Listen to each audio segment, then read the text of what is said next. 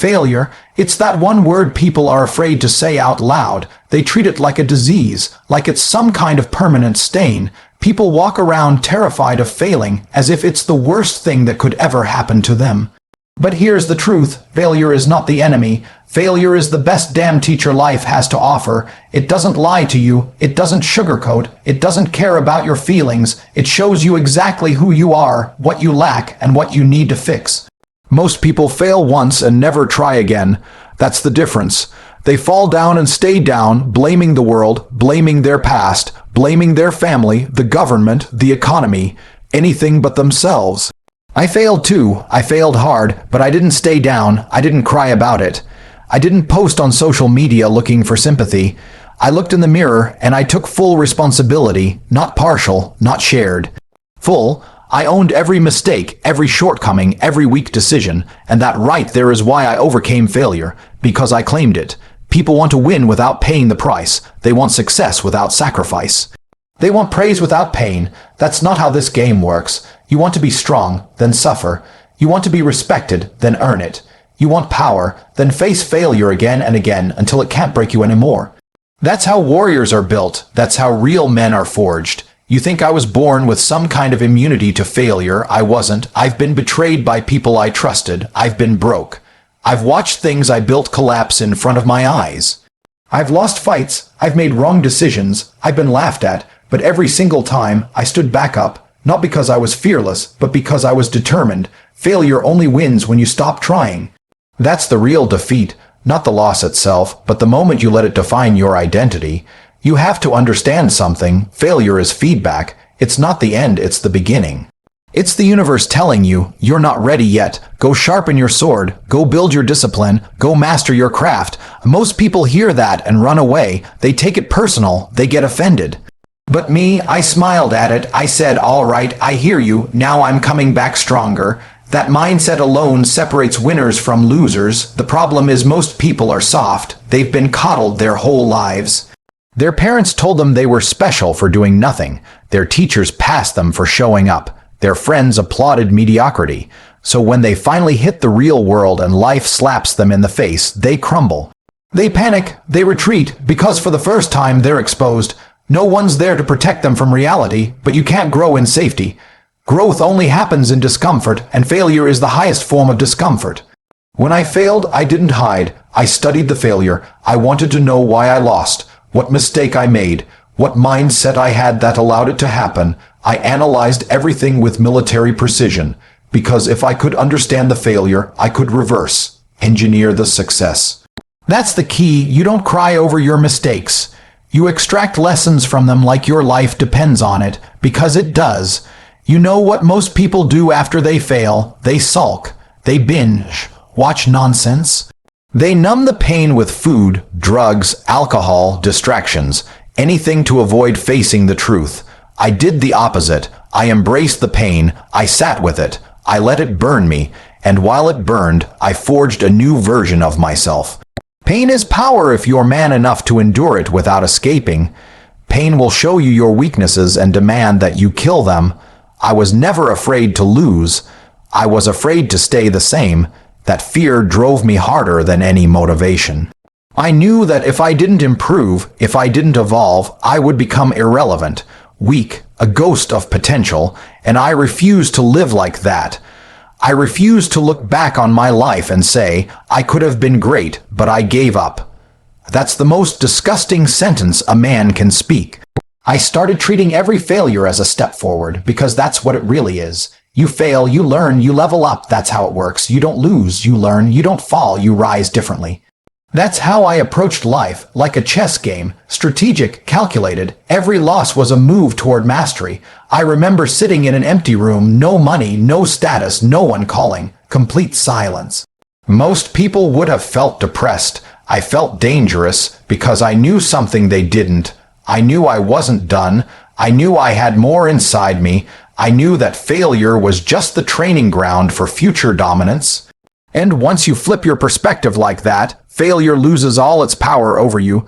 People think champions were always winning. That's a lie. Champions lose more than anyone. They just keep showing up. They keep pushing. They keep working while others quit. That's the secret. Consistency, not luck, not fate, not talent. Relentless consistency. When I was in that hole, financially, emotionally, mentally, I didn't wait for a miracle. I became the miracle. I didn't pray for an easier path.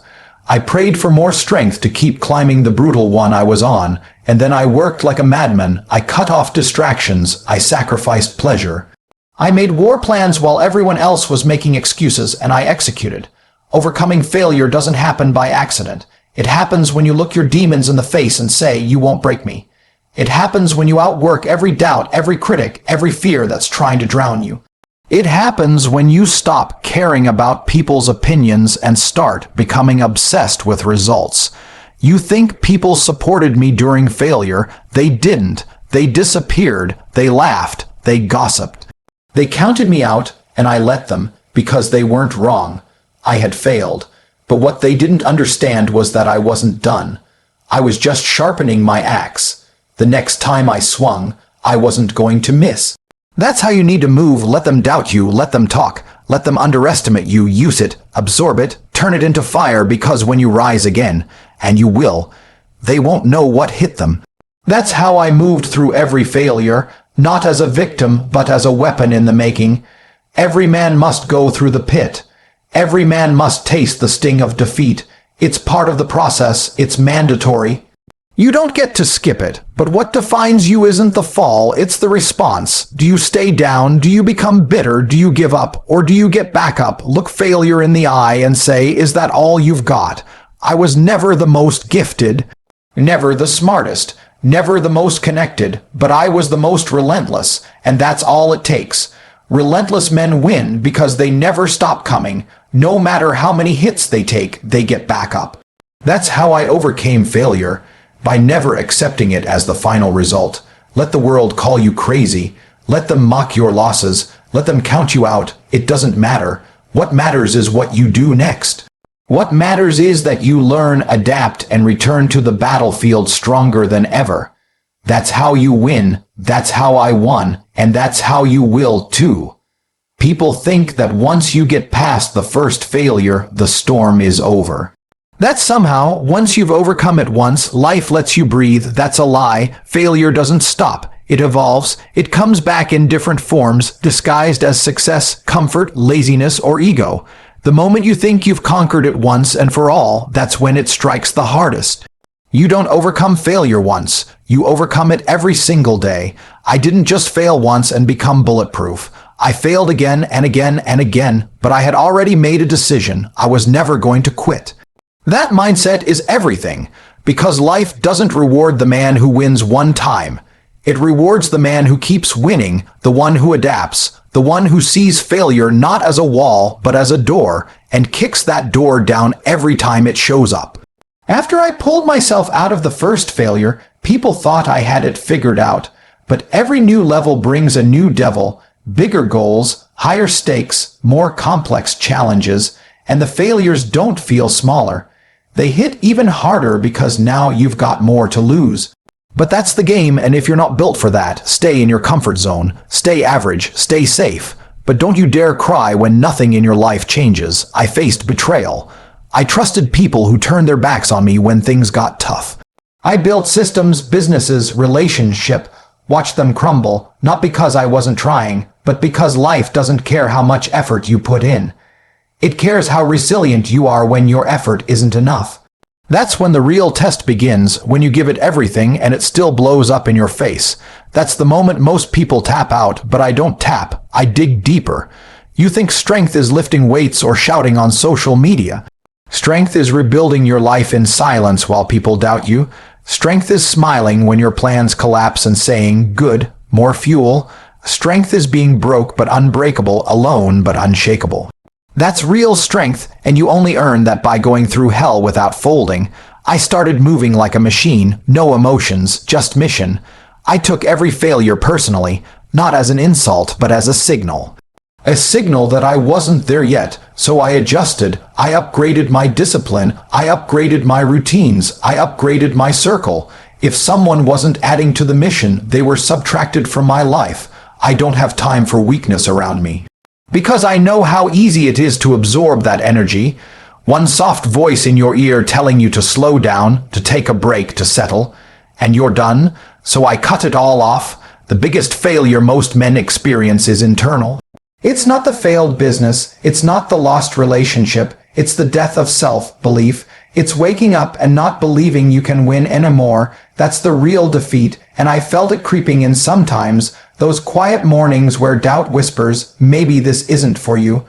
But I answered that voice every time with action, not talk. Action, because action kills doubt. Action silences fear. When you move with intention, there's no room for weakness to take root. There were days I didn't feel like it. Days I was exhausted, days I didn't see the results, but I still showed up, I still trained, I still studied, I still pushed forward because the man I wanted to become demanded it. That future version of me wasn't going to be built by comfort. He was going to be carved out of grit, and I refused to let him down. You want to overcome failure, then you better start obsessing over consistency. You think motivation is enough. Motivation is a joke. It comes and goes like the weather, but consistency, showing up on the days when no one's watching, when no one's clapping, when no one's rewarding you, that's where champions are made. I wasn't the most talented. I wasn't the most connected, but I was consistent. That's why I kept rising. People see the wins now and think it was luck, that I just had the right timing or the right opportunity. Let me tell you something. Opportunity doesn't knock, it hides. You have to hunt it down, and you can only hunt it down if you're sharp, ready, hungry. I didn't wait for doors to open. I built my own. I kicked them down when I had to, and every time I failed, I built stronger doors, bigger blueprints, better foundations. Failure taught me to focus on mastery, not hype, not noise, not trends. Mastery, get so good at something that failure can't deny you. I became obsessed with skills, with control, with awareness. I trained my mind like a weapon. I didn't let comfort make me stupid. Most people lose because they start feeling good too early. They think a small win means the war is over. Wrong. That's just the beginning. I started looking at everything with intensity. My health, my money, my network, my time, I tracked it, measured it, refined it, because failure made me hungry not just for success, but for control. I never wanted to be at the mercy of chance again. So I built systems, I studied psychology, business, combat, leadership. I absorbed everything I could, and I didn't talk about it. I just did it. That's another thing. People talk too much. They broadcast their goals, their plans, their hustle, just to feed their ego. I went quiet. I let failure humble me. I didn't need applause. I needed progress. I didn't want to look successful. I wanted to be successful.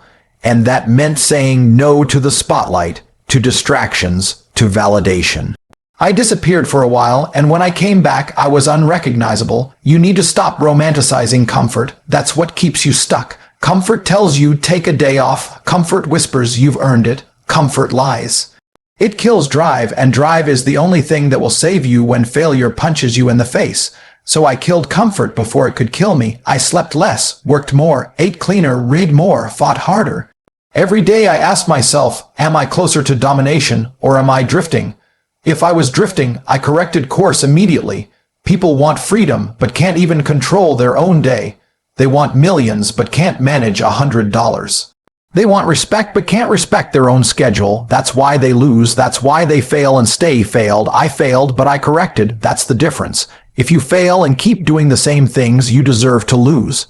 But if you adjust ruthlessly, aggressively, then you deserve to win. There's something else failure taught me: detachment. You can't be emotional about results. If you get too high when you win and too low when you lose, you're unstable. Weak, I started operating like a machine. Data, feedback, adjust, execute, repeat. I didn't care about feelings, I cared about outcomes. If something worked, I did more of it. If it didn't, I dropped it instantly. No pride, no ego, just results. I became brutal with my standards. I refused to tolerate mediocrity in any area. Relationships, business, training, mindset, it all had to rise. If someone didn't grow with me, they got left behind. That's not heartless, that's necessary. You can't overcome failure surrounded by people who are comfortable with it. You need killers around you, sharpened minds, focused souls, people who push you, not pacify you.